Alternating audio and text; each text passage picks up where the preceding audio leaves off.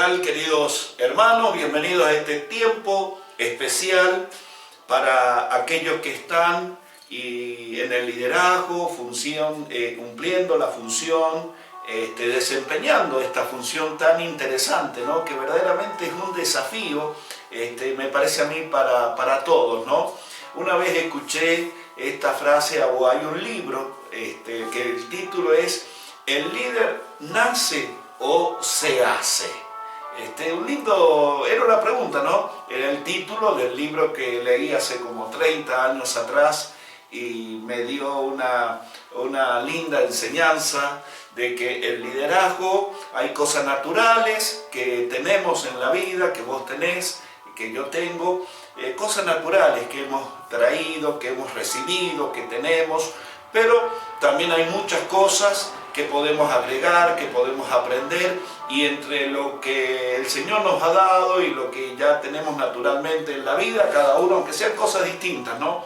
Y aquellas cosas que vamos aprendiendo, como lo que estamos viendo en las cualidades del liderazgo, todo eso hace una suma que nos ayudan, son de mucho beneficio para nuestra tarea, para nuestra función, tan importante, ¿no? Por eso el Señor le dijo al pueblo de Israel: serás cabeza y no cola.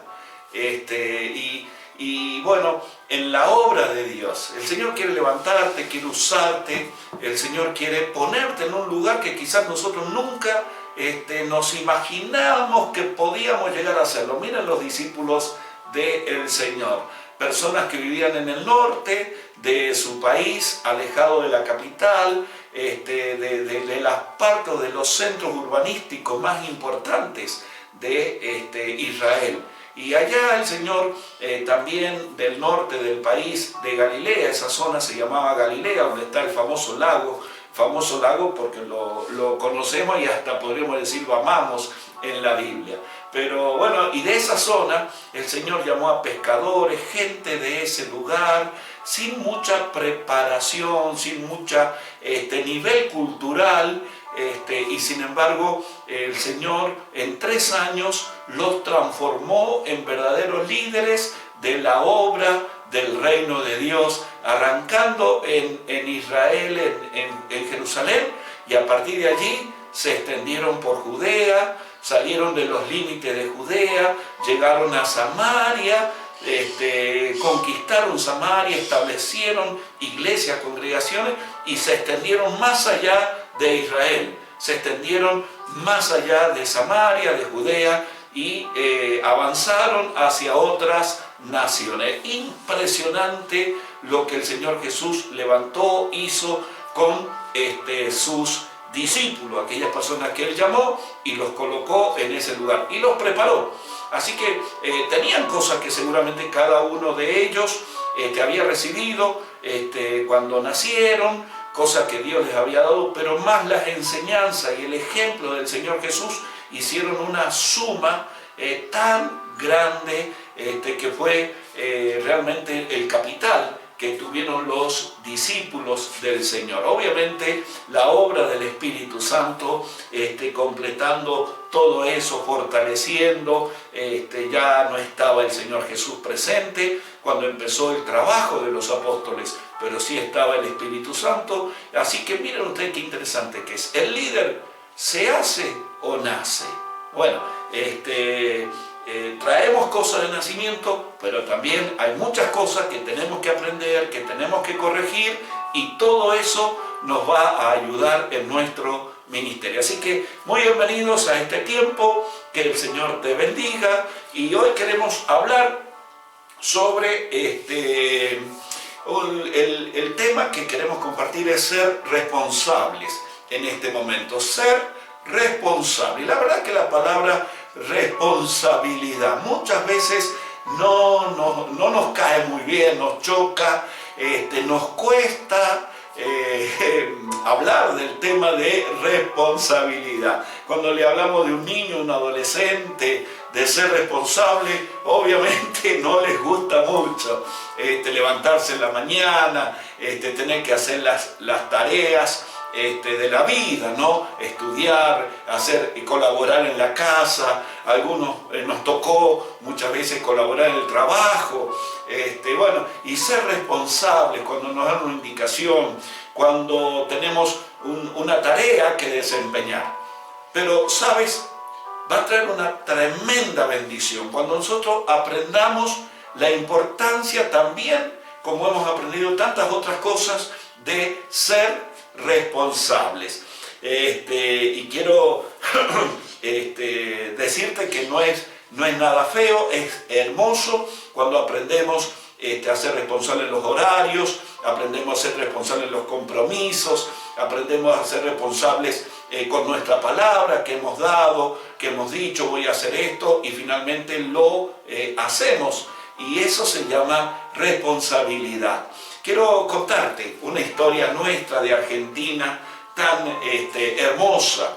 Es la historia del general Manuel Belgrano. Había un versito cuando era chico en la escuela, me enseñaron, que decía que Belgrano era abogado, pero se hizo soldado porque la patria lo necesitaba. Bueno, y como los padres de la patria, digámoslo así, tanto Belgrano, Sarmiento y tantos otros próceres nuestros de nuestra historia, que forjaron nuestro país, son grandes en cuanto a lo que hicieron y también en la responsabilidad que ellos tuvieron. No tuvieron miedo a la responsabilidad. Estoy mencionando el caso especialmente de Manuel Belgrano, que llegó a ser un general del ejército del norte de nuestro país, en un momento cuando, bueno, comenzó a gestarse la independencia de Argentina, ¿no? Lo primero fue la Revolución de Mayo, ahí se inicia, podríamos llegar a decirlo un poquito, hasta llegar a la madurez de la independencia, el 25 de mayo de 1810 hasta el 1816. Bueno, en 1810, ustedes saben, se produce la Revolución de Mayo, donde se derroca al virrey, que en ese momento, en nombre del rey de España, estaba gobernando en el virreinato del Río de la Plata. Y se produce la revolución, pero luego había que mantener esa revolución y había que resistir contra los ejércitos mejor preparados en cuanto a capacidad, en cuanto a formación, en cuanto a armamentos y experiencia, obviamente, que el ejército realista, que se le llamaba así, que era el ejército de España. Y había que resistir. Y bueno, el ejército español, los realistas, el ejército realista estaba queriendo recuperar el dominio del virreinato del Río de la Plata, que abarcaba gran parte, bueno, toda Argentina y otros lugares limítrofes de nuestro país. Y había que mantener, pero nosotros recién empezábamos, no estábamos formados como nación. Era todo un desafío tan grande el que asumieron aquellas personas con la Revolución de Mayo. Y hasta que en 1816 en Tucumán se declara finalmente por impulso del general San Martín, otro prócer nuestro, la independencia, ¿no? El Congreso de Tucumán. Bueno, pero mientras tanto había que resistir al avance, y especialmente venían del norte, venían de Perú, el ejército realista, y bueno, ellos querían recuperar, como decíamos, el virreinato. Y enviaron, había un general, había un ejército en el norte, mal preparado, con pocas armas, con poca experiencia, y sin embargo envían a ese ejército del norte para tratar de detener el avance del poderoso ejército realista, el ejército español. Y bueno, y luchan, algunas batallas ganan, algunas pierden, y ahí estábamos en la contienda, y envían al general Manuel Belgrano. Era abogado, pero realmente, como me enseñaron ese versito de niño, en la niñez, se hizo soldado porque la patria lo necesitaba, y le encomendaron la tarea de defender el norte del país. Y ahí estuvo, peleando y defendiendo el norte, con los pocos elementos, los pocos recursos que tenía, y finalmente tuvieron que, ahí en Salta, en Jujuy, tomar una decisión. lo que se llamó el famoso éxodo jujeño, que es impresionante esta parte de nuestra historia en Argentina. ¿Saben lo que tuvieron que hacer? Tuvieron que abandonar las ciudades que eran pequeñas, de Salta, de Jujuy, abandonar para retroceder hasta Tucumán y ahí fortalecerse para ir combatir al enemigo. Y quemaron las ciudades, especialmente en Jujuy, quemaron los campos, quemaron los pueblos, abandonaron todo, y tuvieron que salir urgentemente. Esto pasó en el año 1812. Es hermosa esta parte de nuestra historia.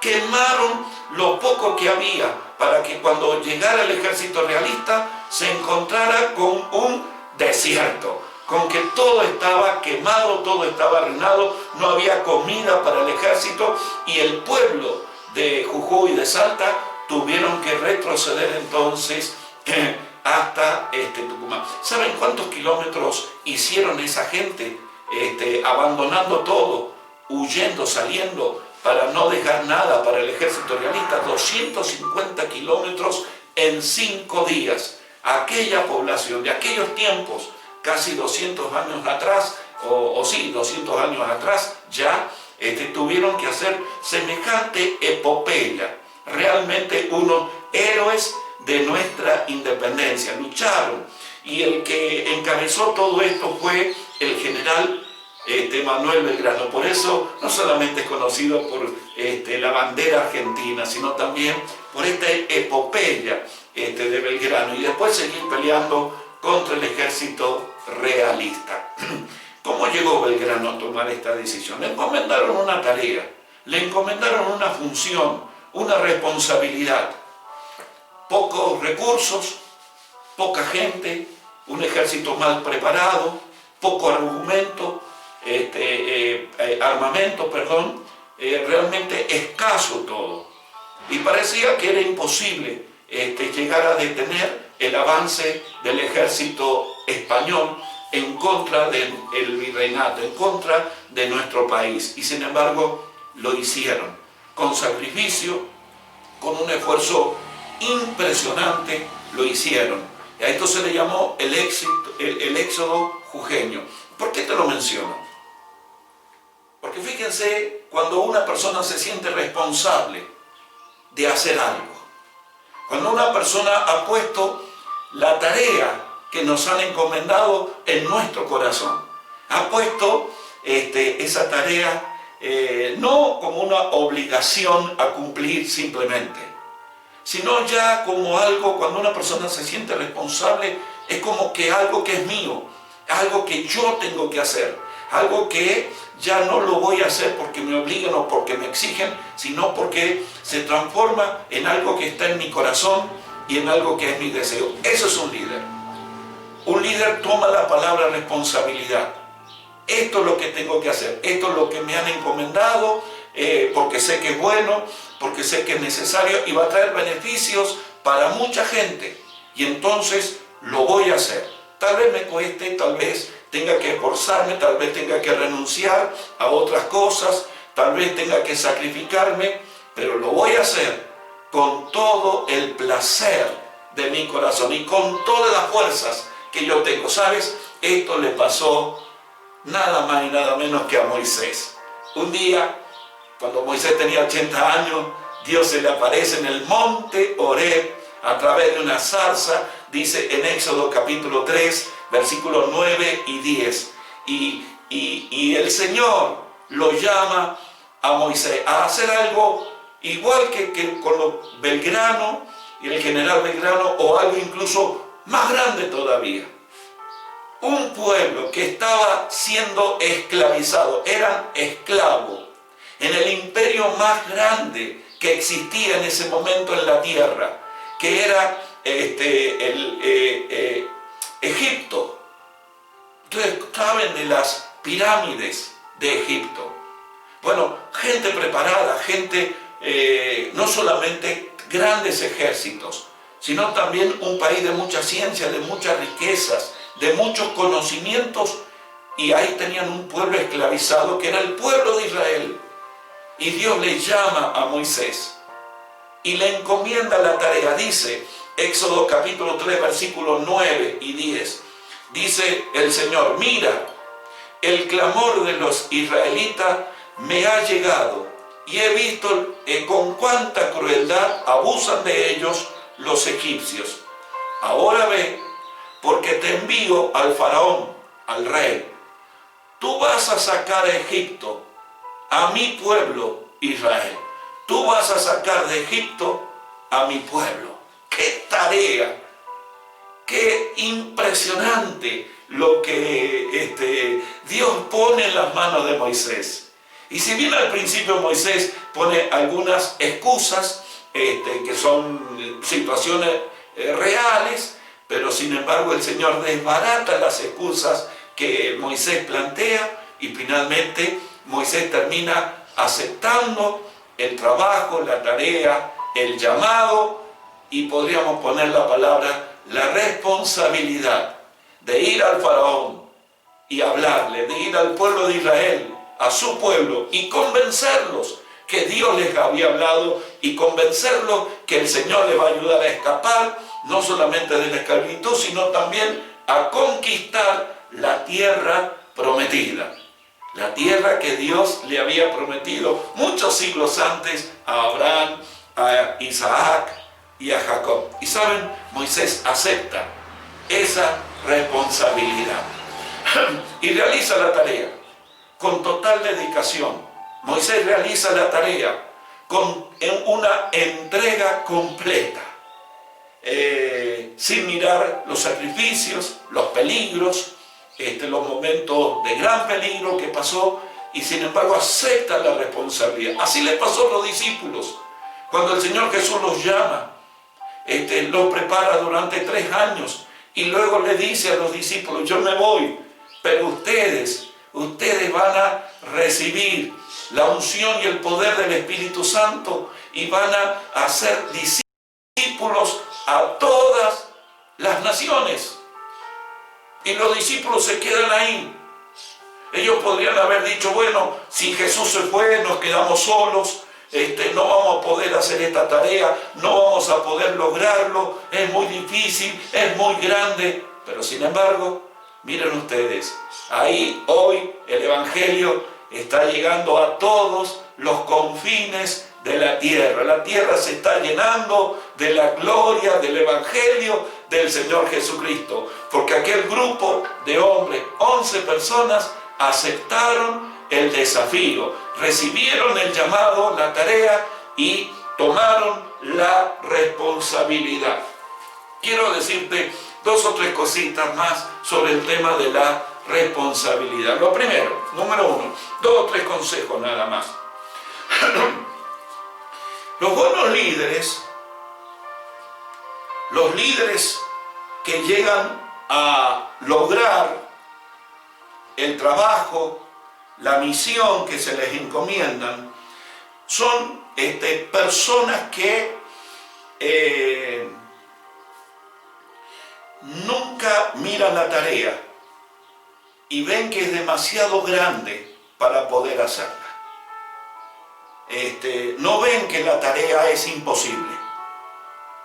Estos son los verdaderos líderes.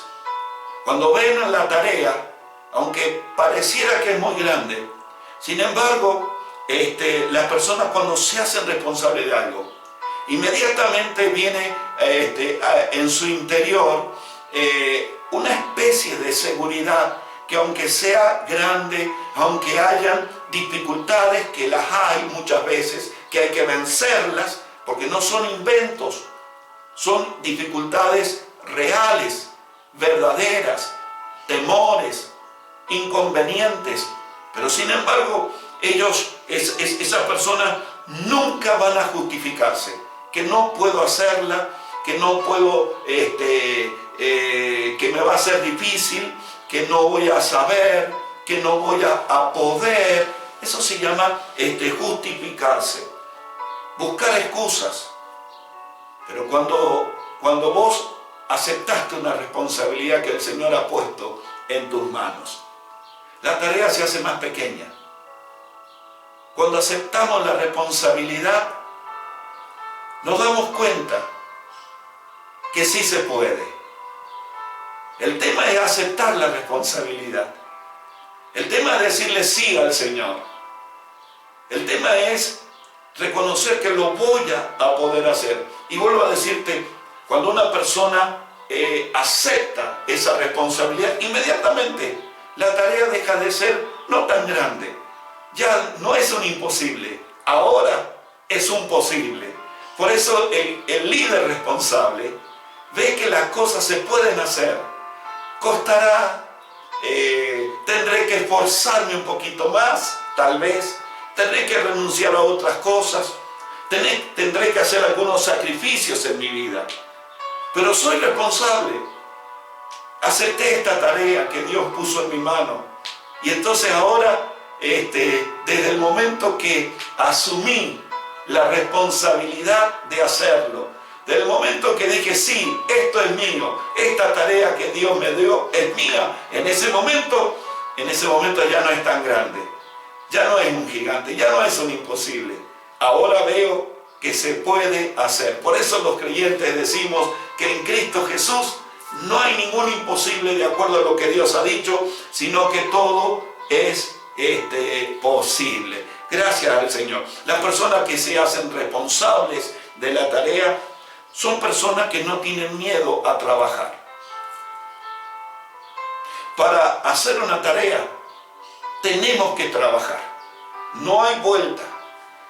No hay otra manera. No hay otra forma. Por eso Dios le dijo a Josué, aquel hombre que cuando murió Moisés, Josué tenía que continuar dirigiendo al pueblo de Israel, pero ya no para sacarlo de la esclavitud, sino para llevarlo a la conquista de la tierra prometida. Para salir de la esclavitud, Moisés, pero para entrar en la tierra prometida y conquistarla, ahí estaba Josué. ¿Saben qué le dijo Dios a Josué? Josué, vas a ser un líder. Mira que te mando y que te esfuerces y que seas valiente. Dios le estaba hablando de un esfuerzo, pero lo más llamativo es que Josué ya venía trabajando al lado de Moisés. Durante 40 años estuvo al lado de Moisés en todos los momentos que vivieron en Egipto y en el desierto. Ahí estuvo Josué. Pero ahora llegó el momento de él tomar la conducción, de él dirigir. Y el Señor le dice en ese momento, mira que te mando que te esfuerces. Un líder que es responsable no tiene miedo al trabajo, no tiene miedo a aprender, no tiene miedo a prepararse, no tiene miedo a experimentar y hacer cosas que quizás nunca antes las había dicho o las había hecho, perdón. No tiene miedo de esforzarse, no tiene miedo del trabajo. Ese es un líder responsable. Y finalmente, lo último que quiero mencionarte en este momento, que un líder responsable hace las cosas de la mejor manera que puede. Hace lo mejor, da lo mejor que tiene. Busca la excelencia. Busca hacer la tarea y hacerla bien.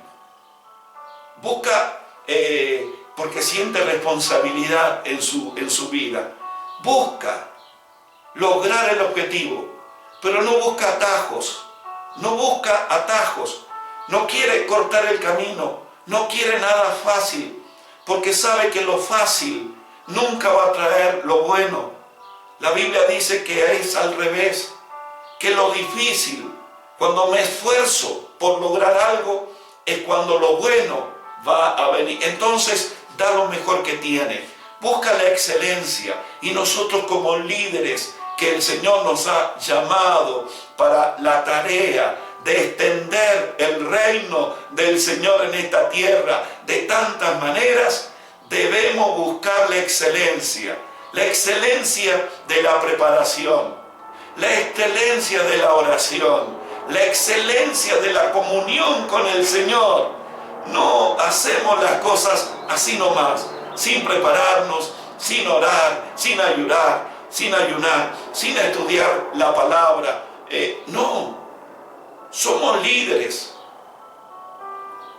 debemos ser excelentes en nuestra vida, excelentes en nuestro comportamiento, excelentes en las relaciones familiares, excelentes en nuestra manera de hablar, excelentes en estudiar la palabra de Dios, hacerlo todo con excelencia. ¿Por qué?